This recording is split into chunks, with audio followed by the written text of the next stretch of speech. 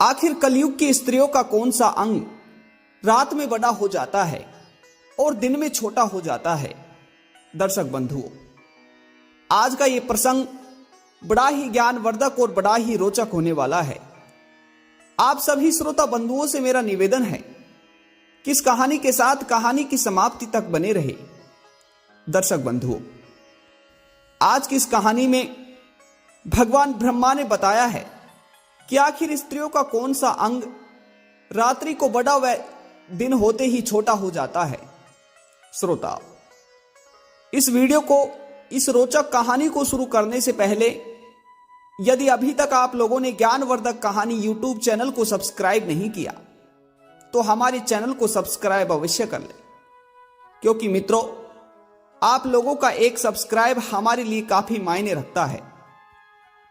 आप लोगों के एक सब्सक्राइब करने से हमारा मनोबल बढ़ता है और हम इसी तरह रोचक और नई तथ्यवर्धक ज्ञानवर्धक कहानियां लाने का प्रयास करते हैं। श्रोताओं, आखिर कलयुग की स्त्रियों का कौन सा वह अंग है जो रात्रि होते ही बड़ा वह दिन होते ही छोटा हो जाता है। तो मित्रों, आइए इस रोचक और ज्ञानवर्धक कहानी के माध्यम से समझते हैं। दोस्तों, एक बार किसी एक गांव में दिनकर नाम का एक महान पंडित रहा करता था। वह पंडित शास्त्रों का बहुत ज्ञान रखता था, हर तरह के वेदों का ज्ञान था, पूरे 18 पुराणों का ज्ञान था। दोस्तों, वह पंडित हमेशा अपने गांव के लोगों के घर जा जाकर उनकी कुंडलियां बनाया करता था और उनके जीवन के बारे में बताया करता था। श्रोता बंधुओं, एक दिन क्या होता है कि पंडित की पत्नी पंडितानी को एक पुत्री की प्राप्ति होती है। दोस्तों, जब उस पंडित को पुत्री की प्राप्ति होती है तो पंडित और पंडितानी बहुत ही प्रसन्न होते हैं। और मित्रों, कहते भी हैं कि हर माँ बाप को जब संतान की प्राप्ति होती है तो वे अवश्य ही प्रसन्न होते हैं।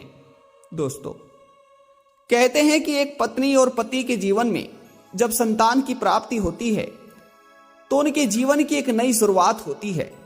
मित्रों, कुछ ऐसा ही उस पंडित और पंडितानी को जब एक पुत्री की प्राप्ति होती है तो दोनों ही बड़े ही प्रसन्न होते हैं। दोस्तों, अब कुछ महीने बाद जब उनकी पुत्री थोड़ी बड़ी होती है तो पंडित अपनी पुत्री का नामकरण करने के लिए जब उसकी कुंडली को बनाता है तो पंडित अपनी पुत्री का नाम रीमा रख देता है।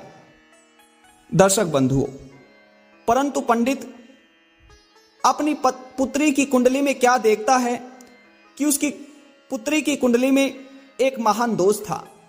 दर्शक बंधुओं, उस दोष को जब वह पंडित देखता है तो उसकी आंखें भी फटी की फटी रह जाती हैं। श्रोता बंधुओं, परंतु पंडित अपनी पुत्री की उस कुंडली के दोष को अपने मन में ही छुपा लेता है और अपनी पत्नी को बिल्कुल भी नहीं बताता है। दर्शक बंधुओं, उसके बाद धीरे धीरे पंडित की पुत्री बहुत सियानी हो गई और बड़ी ही सुंदर हो गई।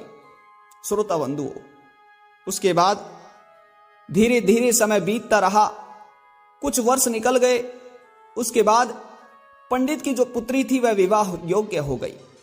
दोस्तों, उधर पंडित की पुत्री विवाह योग्य हो गई, परंतु पंडित अपनी पुत्री का विवाह नहीं करना चाहता था, क्योंकि पंडित की जो पुत्री थी उसकी कुंडली में एक महान दोष था और उस दोष की वजह से ही पंडित अपनी पुत्री का विवाह नहीं करना चाहता था। मित्रों, अब तो धीरे धीरे गांव के लोग भी सोचा करते थे, अरे ये कैसा बाप है जो अपनी पुत्री के विवाह योग्य होने के बाद भी अपनी पुत्री का विवाह नहीं करता। दोस्तों, अब तो गांव वालों ने पंडित के लिए काफी बातें कही, परंतु बेचारा पंडित आखिर करता भी क्या, क्योंकि उसे तो अपनी पुत्री के कुंडली के दोष के बारे में पता था। मित्रों, धीरे धीरे और भी समय बीतता गया। अब तो पंडित की पत्नी से अर्थात पंडितानी से गांव की कुछ महिलाएं, गांव के कुछ लोग हर बार इस बात को बोला करते थे, अरे बहन, तुम्हारी पुत्री तो विवाह योग्य हो गई है और अभी तक तुम इसका विवाह क्यों नहीं करते? श्रोता बंधुओं, तभी पंडितानी उन गांव वालों से कहती है, अरे मैं तो खुद अपने पति से कहती हूं कि अब हमारी पुत्री विवाह योग्य हो गई है और इसका हमें विवाह करना चाहिए, लेकिन मैं क्या करूं? मेरे पति पंडित जी अभी विवाह के लिए तैयार ही नहीं हैं। दोस्तों, तभी लोग पंडितानी से कहते हैं, अरे पंडितानी, तुम ऐसा करो, आज पंडित जी से अपनी पुत्री के विवाह के लिए हट कर लो, अन्यथा तुम्हारी पुत्री का जीवन तो पूरी तरह से नरक में जाने वाला है। दोस्तों, उसके बाद पंडितानी बहुत दुखी होती है और गांव वालों से कहती है कि ठीक है, आज जब मेरे पति शाम को घर आएंगे तो मैं मेरे पति के आते ही अपने पति से कह दूंगी कि या तो आप हमारी पुत्री का विवाह कर दो या फिर इसे यही खंजर घोंप कर मार दो। दर्शक बंधुओं, अब तो जैसे ही शाम होते ही पंडित जी अपने घर आते हैं तो पंडितानी गुस्से में बैठी हुई थी। उधर पंडित जी ने जब अपनी पत्नी पंडितानी को गुस्से में देखा तो पंडित जी कहने लगे, अरे भाग्यवान, आज मुझे तुम बड़े ही गुस्से में दिखाई पड़ रही हो, आखिर क्या बात है? दोस्तों, अब तो पंडितानी अपने पति पंडित जी से कहती है, अरे तुम क्या जानो बेइज्जती क्या होती है, क्योंकि तुम्हारे लिए तो गांव के लोग तुमसे कुछ बोलते नहीं हैं, परंतु तुम्हें पता है गांव वाले मुझे कितना बुरा भला बोलते हैं। दोस्तों, अब अपनी पत्नी की बात को सुनकर पंडित जी कहते हैं, अरे भाग्यवान, जरा हमें कुछ बताओ तो सही, आखिर बात क्या है? मित्रों, तभी पंडितानी कहती है, अब हमारी पुत्री विवाह की योग्य हो गई है। अरे विवाह के योग्य तो ये ना जाने कितने वर्षों पहले से हो गई है, परंतु आपने अभी तक इसका विवाह नहीं किया। आज या तो इसकी विवाह के बारे में बात करो या फिर यही इसे खंजर खोप कर मार दो। दोस्तों, अब अपनी पत्नी के ऐसे कटु शब्द सुनकर पंडित जी का मुंह उतर जाता है, क्योंकि पंडित जी अपने मन ही मन सोच रहे थे कि मैं अपनी पुत्री का विवाह तो कर दूंगा, लेकिन इसकी कुंडली का जो दोष है वो थोड़ी मिट जाएगा। दोस्तों, अब अपनी पत्नी की इतनी बातें सुनने के बाद भी पंडित जी अपनी पत्नी को अपनी पुत्री की कुंडली के सत्य के बारे में नहीं बताते। दर्शक बंधुओं, उसके बाद में पंडित जी पंडितानी से कहते हैं, अरे ठीक है, यदि तुम इतनी जिद कर ही रही हो तो मैं कल ही अपनी पुत्री के लिए अच्छा सा वर देख कर आऊंगा और अब इसका विवाह किया जाएगा, परंतु तुम यूं गुस्सा ना हो। श्रोता बंधुओं, अब तो पंडित जी अपनी पुत्री के लिए काफी दिनों तक इधर उधर घूमकर अच्छा सा वर देखते हैं और लाख कोशिशों के बाद पंडित जी को दूसरे गांव में अपनी पुत्री रीमा के लिए एक अच्छा सा वर मिल जाता है। श्रोता बंधुओं, पुत्री के लिए वर मिलने के बाद पंडित जी अपनी पुत्री का विवाह उसके साथ कर देते हैं। मित्रों, विवाह के बाद पंडित जी अपनी पुत्री को बड़े ही लाड प्यार से विदा करते हैं और पंडित जी की पुत्री रीमा खुशी खुशी अपने ससुराल चली जाती है। दोस्तों, ससुराल जाने के बाद कई महीने बीत जाते हैं। उसके बाद जब पूरे 3 वर्ष विवाह को हो जाते हैं तो पंडित जी की पुत्री जो रीमा थी उसके पति की मृत्यु हो जाती है। दर्शक बंधुओं, अब अपने पहले पति की मृत्यु होते ही वह बिचारी रीमा अपने घर अपने पीहर वापस लौट आती है। दोस्तों, अब पंडित जी को इस बात का पता था कि मेरी पुत्री की कुंडली में यही तो दोष है कि वह जिससे भी विवाह करेगी उसकी मृत्यु 2-3 साल के भीतर ही हो जाएगी। दर्शक बंधुओं, अब तो कुछ दिनों तक पंडित जी ने अपनी पुत्री रीमा को अपने घर ही रखा। उसके बाद पंडितानी अपने पति से कहने लगी, अजी सुनते हो, आखिर हम इस तरह कब तक अपनी पुत्री को अपने घर पर बिठा कर रखेंगे? कभी ना कभी तो इसे अपने घर से विदा करना ही होगा। दोस्तों, अब तो पंडित जी अपनी पत्नी की ऐसी बातों को सुनकर अपनी पुत्री के लिए दूसरा वर देखने लगते हैं। और मित्रों, पंडित जी ने दूसरा वर देखकर अपनी पुत्री रीमा का विवाह किया और विवाह करने के बाद अपनी पुत्री रीमा को वहां से विदा कर दिया। श्रोता बंधु, उसके बाद रीमा 1-2 वर्ष तक अपने पति के साथ अच्छे से खुशल रहती है। उसके बाद जैसे ही उसे वहां पर भी 3 वर्ष बीतते हैं तो रीमा के पति की मृत्यु हो जाती है। दर्शक बंधु, अब तो अपने दूसरे पति की मृत्यु होने के बाद पुनः बेचारी रीमा अपने पिता के घर वापस लौट आती है और अपने पिता के घर आकर रहने लगती है। श्रोता बंधुओं, अब तो पंडित अपने मन ही मन अपने आप को कोस रहा था, अरे मैं कैसा पापी पति हूं जिसने अपनी पुत्री के विवाह के लिए 2 लोगों के प्राण ले लिए, क्योंकि मुझे पता है कि मेरी पुत्री की कुंडली में यही दोष है कि वह जिससे भी विवाह करेगी उसकी मृत्यु 3 वर्ष में हो जाएगी।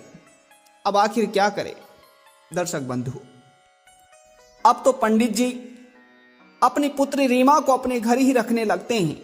मित्रों, उसके बाद कुछ महीने बीत जाते हैं और वापस पंडितानी अपने पति पंडित जी से कहती है, अजी सुनते हो, अब तो मैं बहुत ही दुखी हो गई हूं, पता नहीं हमारी पुत्री के भाग्य में क्या ही लिखा है।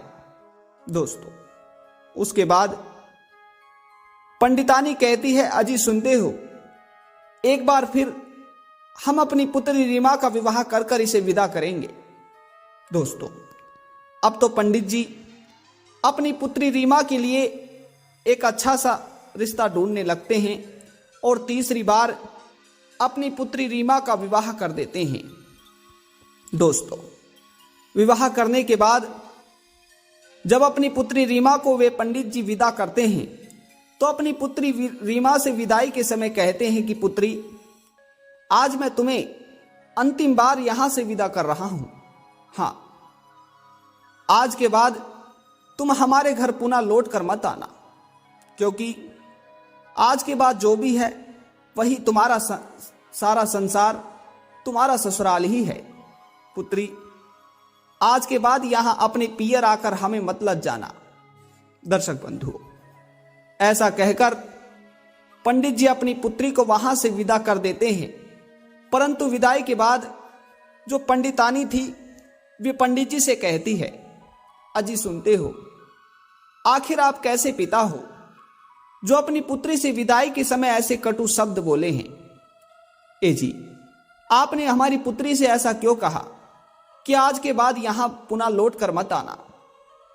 भला कोई पिता अपनी पुत्री से अपने पीहर को आने के लिए ऐसा बोलता है।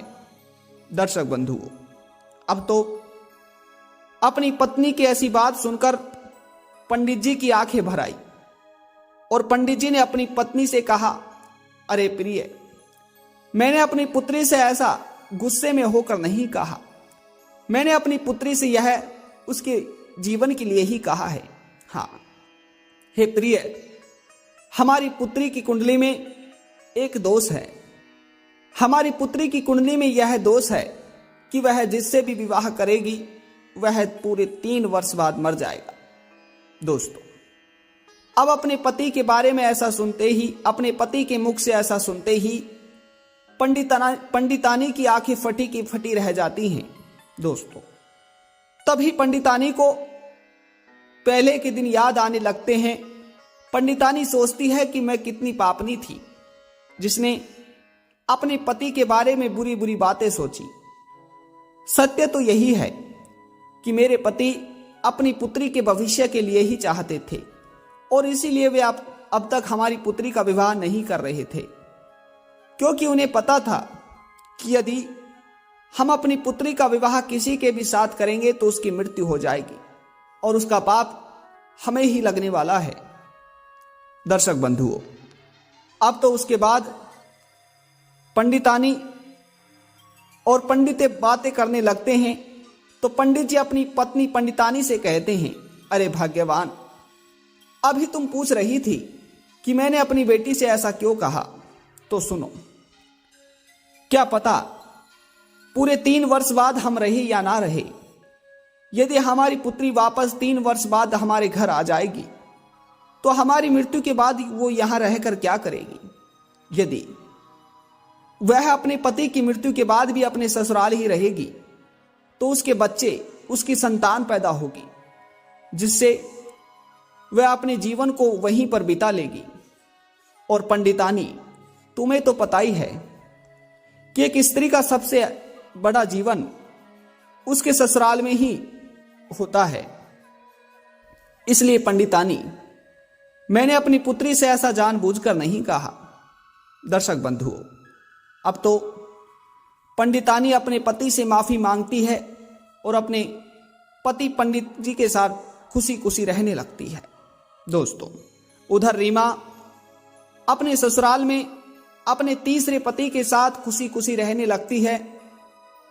पूरे 2 वर्ष के भीतर पंडित जी की पुत्री रीमा को 2 पुत्रों की प्राप्ति होती है, जिसमें बड़े पुत्र का नाम सोनू और छोटे पुत्र का नाम मोनू रख देती है। मित्रों, उसके बाद जैसे ही 3 वर्ष पूरे हुए तो पंडितानी की बेटी रीमा के तीसरे पति की भी मृत्यु हो जाती है। श्रोता बंधु, अब जैसे ही रीमा के पति की मृत्यु होती है तो रीमा अपने पीहर तो वापस जा नहीं सकती थी, क्योंकि पंडित जी ने विदाई के समय रीमा को अपने घर वापस आने के लिए मना किया था। तो दर्शक बंधुओं, अब तो रीमा अपने ससुराल में रहकर ही अपने दोनों पुत्रों का अच्छे से पालन पोषण लालन करती है। दोस्तों, धीरे धीरे उधर रीमा के दोनों पुत्र सोनू और मोनू बड़े होने लगते हैं। उधर सोनू अब पूरी तरह से जवान हो गया था, तो रीमा ने अपने बड़े पुत्र सोनू का जवान होते ही अपने ही गांव की एक सुंदर सी स्त्री उर्मिला से विवाह करवा दिया। मित्रों, जो सोनू था, सोनू शहर में रहकर एक अच्छा सा व्यापार किया करता था। हमेशा विवाह के बाद 4 या 5 महीने के बाद ही वे अपने गांव आया करता था। मित्रों, सोनू का एक मित्र था जिसका नाम श्याम था। सोनू ने अपने मित्र श्याम को अपने घर पर छोड़ा हुआ था, अपने घर के पास ही छोड़ा हुआ था। श्याम एक कुटिया में रहा करता था और सोनू की अनुपस्थिति में सोनू की बूढ़ी माँ रीमा और उसके घर की देखभाल किया करता था, उसके खेतों को काम को किया करता था।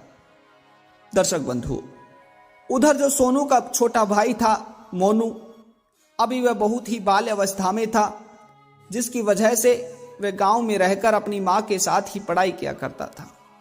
दर्शक बंधु, अब तो धीरे धीरे काफी समय बीतता गया। उधर वह रीमा बहुत ज्यादा बूढ़ी हो चुकी थी।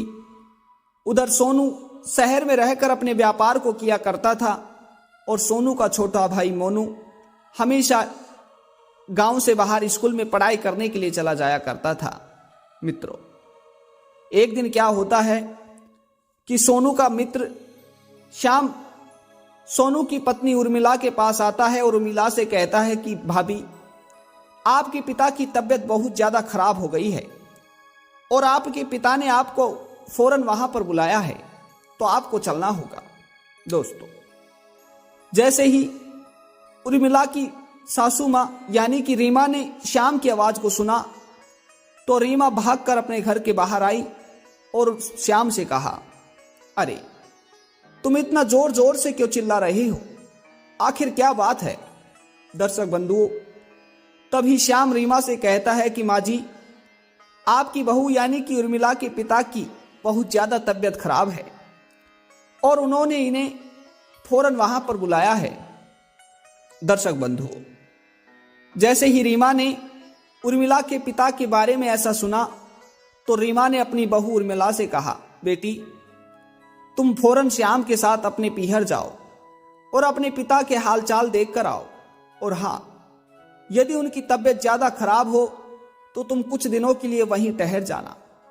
दर्शक बंधु, अब तो सोनू अपने व्यापार के कार्य के लिए शहर था, तो सोनू वहां पर नहीं जा सकता था, इसलिए श्याम उर्मिला को एक बैलगाड़ी में बिठाकर अपने पीहर के लिए ले जाता है।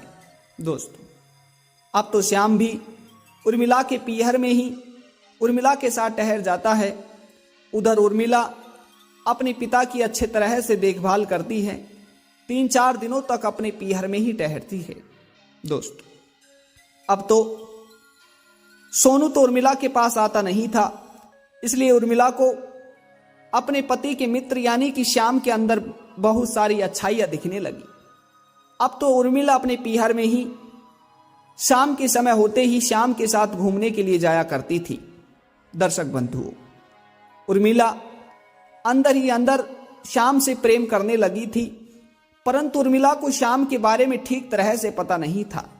जी हां दर्शक बंधुओं, जो श्याम था, श्याम बड़ा ही अय्यासी और बेश्याओं का संग करने वाला आदमी था। श्याम हमेशा बड़े बड़े नशे कर कर, मदिरा का सेवन कर कर पड़ा रहा करता था, परंतु लोगों के देखने में वह बहुत ही शरीफ और भोला दिखता था। दोस्तों, इस तरह से उर्मिला को श्याम की बुराइयों का पता नहीं था, तो उर्मिला श्याम से प्रेम कर बैठी। दोस्तों, एक दिन उर्मिला अपने पति के मित्र श्याम से कहती है, श्याम। अब उर्मिला की बात को सुनकर श्याम ने कहा, बोलो भाभी। तो उर्मिला ने कहा कि श्याम, तुम्हें यदि बुरा ना लगे तो मैं एक बात कहना चाहती हूं। दोस्तों, श्याम ने कहा कि भाभी, जो भी आपके मन में हो निसंकोच होकर बोलो। दर्शक बंधु, जैसे ही उर्मिला ने श्याम के मुख से भाभी का शब्द सुना, तो उर्मिला ने गुस्से में होकर कहा कि श्याम, आज के बाद तुम मुझसे भाभी वाला शब्द नहीं बोलोगे।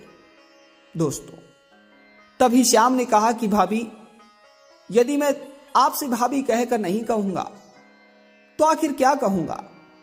दोस्तों, तभी उर्मिला ने कहा कि श्याम, मैं तुमसे बहुत प्रेम करती हूं और मैं तुम्हारे बिना रह नहीं सकती। दोस्तों, अब तो श्याम जो अपने मन में सोच रहा था, वह उसकी इच्छा पूरी हो गई। दर्शक बंधुओं, श्याम भी अपने मन ही मन अंदर ही अंदर सोचा करता था कि मैं किसी तरह से उर्मिला का संग पा लूं। दोस्तों, अब तो उर्मिला और श्याम उर्मिला के पीहर में ही रोज घूमा करते थे। और दर्शक बंधुओं, एक दिन क्या होता है कि उर्मिला के पिता उर्मिला से कहते हैं कि बेटी, अब मैं पूरी तरह से स्वस्थ हो चुका हूं और अब तुम अपने ससुराल पुनः चले जाओ। दोस्तों, अब तो उर्मिला अपने प्रेमी श्याम के साथ बैलगाड़ी में बैठकर अपने ससुराल की तरफ वापस चल देती है। मित्रों, रास्ते में उर्मिला अपने प्रेमी श्याम से कहती है कि श्याम, अब तो हम अपने पियर से पुनः अपने ससुराल जा रहे हैं और अब तो तुम हमारे घर नहीं आ पाओगे, लेकिन जब भी हमारा तुमसे मिलने की इच्छा होगी तो हम तुम्हें एक चिट्ठी लिख दिया करेंगे और तुम मौका पाकर हमारे घर आ जाया करना। दोस्तों, अब तो उर्मिला अपने ससुराल में अपनी सास रीमा और अपने देवर मोनू के साथ रहने लगती है। दोस्तों, जैसे ही मोनू रोज सुबह अपनी पढ़ाई करने के लिए स्कूल चला जाया करता था, तो उर्मिला अपने प्रेमी श्याम के साथ घूमने के लिए जंगल की तरफ चले जाया करती थी। दर्शक बंधुओं, उसके बाद काफी रात्रि होने तक वापस लौटकर अपने घर आया करती थी। श्रोता बंधुओं, इस तरह से काफी दिनों तक चलता रहा। उसके बाद एक दिन रीमा को इस बात पर शक हुआ कि उर्मिला और श्याम दोनों एक साथ घूमने जाते हैं। तो दोस्तों, रीमा ने अपनी बहू उर्मिला से कहा कि बेटी, इस तरह से यहां नहीं चलेगा। मुझे लगता है कि तुम कोई कुसंगत में पड़ी हो। आज के बाद हमारे घर पर कोई भी नहीं आना चाहिए, चाहे वह तुम्हारा पीहर से पिता हो या चाहे कोई भी हो। आज के बाद हमारे घर कोई भी अन्य पुरुष नहीं आना चाहिए और ना ही तुम घर से बाहर जाओगी। दर्शक बंधुओं, अब तो रीमा के ऐसे कहने पर उर्मिला अपने घर पर किसी को नहीं बुलाती, अर्थात श्याम को नहीं बुलाती थी दोस्तों। परंतु एक दिन क्या होता है कि रीमा 5 दिन के दर्शन करने के लिए तीर्थ स्थान पर चले जाती है। उधर मोनू भी रोज अपनी पढ़ाई के लिए अपने स्कूल चले जाता है और पीछे से उर्मिला अपने प्रेमी श्याम को अपने घर बुला लेती है। दर्शक बंधुओं, रीमा अपने प्रेमी श्याम को अपने घर बुलाकर रसोई में बिठाकर भोजन करा रही थी। तभी क्या होता है कि मोनू स्कूल से लौटकर वापस आ जाता है तो वह देखता है कि रसोई में उसकी भाभी उर्मिला ने उस श्याम को बिठाकर भोजन करा रही हैं। श्रोता बंधुओं, मोनू को श्याम के चरित्र के बारे में सब कुछ पता था। तो दोस्तों, मोनू को अपने घर में बैठकर भोजन करते देख, श्याम को भोजन करते देख मोनू ने कहा कि भाभी, मुझे यह बात अच्छी नहीं लगी। शायद आपको पता नहीं है कि यह श्याम बहुत ही घटिया इंसान है। दर्शक बंधुओं, जैसे ही श्याम ने मोनू के मुंह से अपने बारे में बेइज्जती भरी बातें सुनी तो श्याम ने भोजन को छोड़कर और वहां से गुस्सा होकर खड़ा होकर बाहर की ओर चला गया। श्रोता बंधुओं, अब जैसे ही श्याम वहां से गया तो उर्मिला भी श्याम के पीछे पीछे दौड़कर उसको रोकने चली गई। दोस्तों, उसके बाद घर के बाहर जाकर उर्मिला ने श्याम को रोककर कहा कि तुम कहां जा रही हो। दोस्तों, तभी श्याम ने कहा कि तुम्हारा देवर पता है कैसी कैसी बातें बोल रहा है, तो आखिर मैं यहां पर कैसे रुकूंगा। श्रोता बंधुओं, तभी उर्मिला श्याम से कहती है कि तुम चिंता ना करो, मैं मोनू से तुम्हारी बेइज्जती का बदला जरूर लूंगी। मैं इसे आज ही भोजन में जहर मिलाकर मार दूंगी। दोस्तों, ऐसा ही हुआ। जब उर्मिला भोजन बनाती है तो शाम को मोनू के भोजन में थोड़ा सा जहर मिलाकर मोनू को परोस देती है। दर्शक बंधुओं, उसके बाद उस भोजन को खाकर मोनू की समय पर ही मृत्यु हो जाती है। दर्शक बंधुओं, अब जैसे ही यह खबर उर्मिला के पति सोनू को चलती है तो बेचारा सोनू शहर से अपने व्यापार को छोड़कर अपने गांव की ओर भाग आता है और उधर मोनू और सोनू की जो मां थी रीमा, अब वह भी अपने तीर्थ स्थान की अधूरी यात्रा को छोड़कर अपने पुत्र की मृत्यु के बारे में सुनकर अपने घर आ जाती है। दर्शक बंधुओं, अब तो सोनू ने अपने घर आकर अपने भाई की मृत शरीर को देखकर अपने भाई की चिता को जलाई और उसके बाद कुछ दिनों तक अपने घर ही रुका रहा। दर्शक बंधुओं, सोनू अब तो कुछ दिनों तक अपने घर पर ही रहता है और उसके बाद पुनः अपने व्यापार के लिए शहर लौट जाता है और चला जाता है। दर्शक बंधुओं, उधर अब तो उर्मिला अपनी सास रीमा को हमेशा परेशान करती रहती थी, क्योंकि उर्मिला की वजह से वे अपने घर अपने प्रेमी श्याम को नहीं बुला पाती थी। दर्शक बंधुओं, अब तो उर्मिला अपनी सास का कोई भी आदेश नहीं मानती थी और जैसे ही शाम होती थी तो अपने प्रेमी श्याम के साथ घूमने के लिए चले जाया करती थी। दोस्तों, एक दिन रीमा अपनी बहू उर्मिला से कहती है कि बेटा उर्मिला, मुझे तुम्हारी यह बात अच्छी नहीं लगी और तुम्हारी यह सब गंदी आदतें यहां नहीं चलेंगी।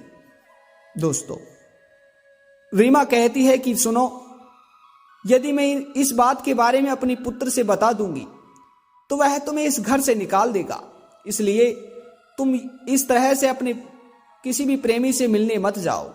दोस्तों, अब अपनी सासू मां के मुख से ऐसी बात सुनते ही उर्मिला ने सोचा कि अब तो इसे सब कुछ पता चल गया है। दोस्तों, तभी उर्मिला अपनी सास रीमा से कहती है कि हे बुढ़िया, तुम मुझे नहीं रोक सकती, मैं अपने प्रेमी श्याम से मिलने के लिए रोज जाऊंगी और हां, मैं श्याम से बहुत प्रेम करती हूं और उसे मिले बिना नहीं रह पाऊंगी। दोस्तों, अब तो जैसे ही रीमा ने अपनी बहू के मुख से इस बात को सुना तो रीमा ने अपनी बहू उर्मिला से कहा, अरे वेश्या, तुम मेरी इज्जत नहीं करती और मेरे सामने कैसी कैसी बातें बोल रही हो। क्या पता तुमने ही मेरे बेटे को मारा होगा। दोस्तों, अब तो रीमा के मुख से ऐसी बात सुनते ही उर्मिला बोलती है, हाँ, तुम्हारे बेटे को मैंने ही जहर देकर मारा था और तुम्हें भी मार दूंगी। दर्शक बंधुओं, उसके बाद उर्मिला ने अपने प्रेमी श्याम को बुलाकर अपनी सास रीमा को गला दबाकर मार दिया। दोस्तों, अब तो जैसे ही सोनू को अपनी मां की मृत्यु के बारे में संदेश मिला तो बेचारा सोनू शहर से अपने व्यापार को छोड़कर अपने गांव आता है। दर्शक बंधुओं, अपने गांव आकर अपनी मां के शव को देखकर जोर जोर से रोता है और अपनी मां की चिता को दाग देता है। श्रोता बंधुओं, उसके बाद सोनू बेचारा अपने घर में अकेला पड़ जाता है और कुछ दिनों तक अपने घर ही रुकता है। दोस्तों, अब तो सोनू को अपनी पत्नी उर्मिला पर शक हो गया था कि हो ना हो मेरी पत्नी उर्मिला कोई कुलक्षणों में पड़ी है।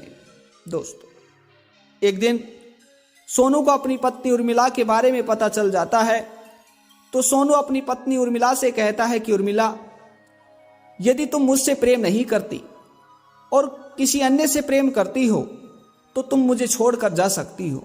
दोस्तों, अब तो अपने पति के मुख से ऐसा सुनते ही उर्मिला ने अपने पति सोनू से कहा, हाँ, मैं तुमसे प्रेम नहीं करती, मैं तुम्हारे मित्र श्याम से प्रेम करती हूं और मैं उसी के साथ रहूंगी। और तुमने यह बात सत्य कही, मैं तुम्हारे साथ रहना भी नहीं चाहती। दर्शक बंधुओं, अब तो उर्मिला सोनू को छोड़कर अपने प्रेमी श्याम के साथ जंगल में जाकर एक झोपड़ी में रहने लगती है। दोस्तों, उधर सोनू अब शहर में जाकर दूसरा विवाह कर लेता है और खुशी खुशी रहने लगता है। मित्रों, उधर उर्मिला को जब श्याम के घर गई, उस झोपड़ी में गई, तो उर्मिला को पता चला कि श्याम के पास तो खाने के लिए भी दाने नहीं हैं और वह बकरियां चराकर अपने पेट को पालता है। दोस्तों, साथ ही उर्मिला को अब पता चल चुका था कि श्याम बहुत बड़ा नशेड़ी है। यह रोज रात्रि में मदिरा का सेवन कर कर पड़ा रहता है। दोस्तों, अब तो धीरे धीरे उर्मिला को अपने नर्क भरी जीवन की जिंदगी जीनी पड़ रही थी। दोस्तों, अब तो उर्मिला अपने मन ही मन पछता रही थी कि कहां मैं रानियों जैसा जीवन जी रही थी और कहां वासना में काम मोक्ष होकर इस घटिया जीवन को जी रही हूं। दोस्तों, इस तरह से कहते हैं कि करने का पछतावा हर किसी को होता है। दर्शक बंधुओं, आइए अब जानते हैं कि आखिर कलयुग की स्त्रियों की वो कौन सी चीज है जो रात्रि में बड़ी और दिन में छोटी हो जाती है। श्रोता बंधुओं, तो कहते हैं कि वह चीज है आंख की पुतली। जी हां दोस्तों, मान्यता है कि आंख की पुतली आंख बंद करने पर बड़ी हो जाती है और जब हम सुबह उठते ही आंख को खोलते हैं तो वह छोटी हो जाती है। श्रोता बंधुओं, दूसरा सवाल कि आखिर कौन सी स्त्रियां अपने पति को, अपने कुटुंब को, अपने परिवार को अपनी खुली आंखों से मरते देख सकती हैं। तो मित्रों, कहते हैं कि जो स्त्रियां गैर मर्दों में आसक्त होती हैं, चरित्रवान होती हैं, ऐसी स्त्रियां अपने कुटुंब अर्थात अपने परिवार, अपने प्रेमी, अपने पति को मरते हुए खुली आंखों से देख सकती हैं।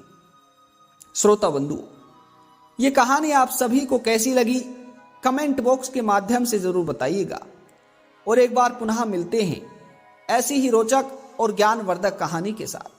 तब तक आप सभी मित्र बंधुओं का, दर्शकों का बहुत बहुत धन्यवाद। जय श्री कृष्णा, राधे राधे।